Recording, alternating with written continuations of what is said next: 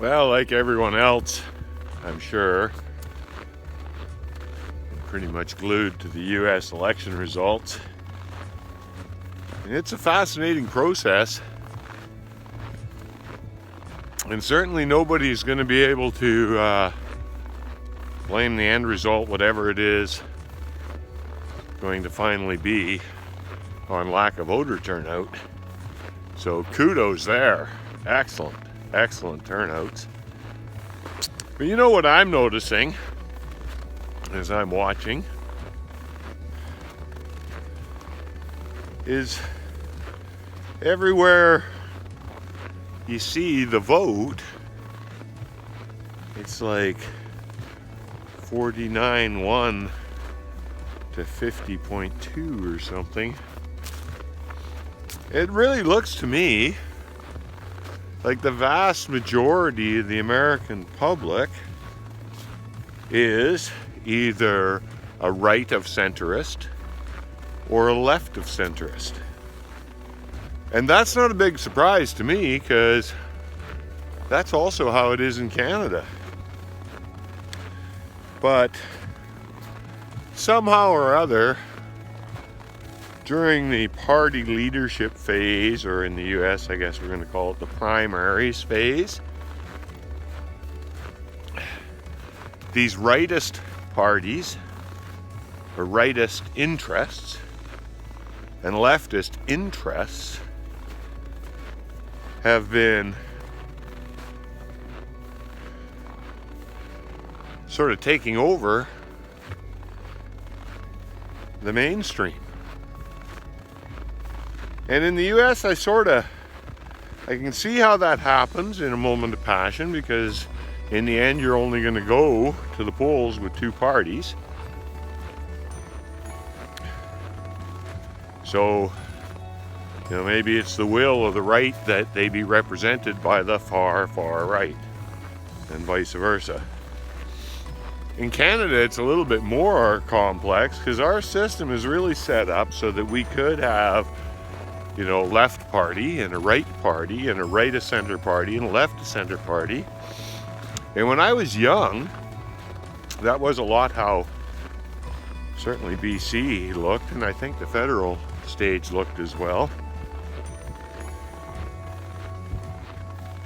And without the driver of the primaries, that I can see how that could evolve the Republican Party and the Democratic Party in the US.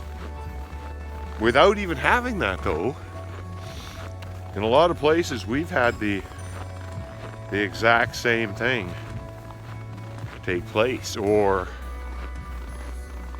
like entire segments of the political spectrum just go absent and no longer be an option to the voting public. Anyway, my point more about the ever more fascinating US election is it's not a nation of left extreme and right extreme. There is currently, without doubt, a very public and internationally public, and I should think somewhat embarrassing, embittered battle between the US far left and the US far right. And certainly from the outside world, from our perspective, it seems like that's all that's left in the US political arena. But if you sit there, and everybody can do it right after they get done watching this video, if you sit there and look at the numbers area by area, and it doesn't matter whether you're getting them from CNN or Fox or wherever, whatever turns you on, it's still there to be interpreted for yourself. And I guess it just leaves me with an overwhelming question. How is a nation that's so plainly centrist become so dominated by both extremes. It's an important question because the U.S. doesn't stand alone in this. And the Democratic Republic is no more susceptible to this change than parliamentary democracies are. I'm positive I see similar things happening in Canada. I wonder internationally how many other people are seeing it. And maybe again, it's all just part of the human pendulum swing. We need to get far out on the wings to learn to once again appreciate the moderation that the center brings. So keep the peace, people. There really isn't a battle. It's just all media hype. You're not as far apart as the media wants you to believe.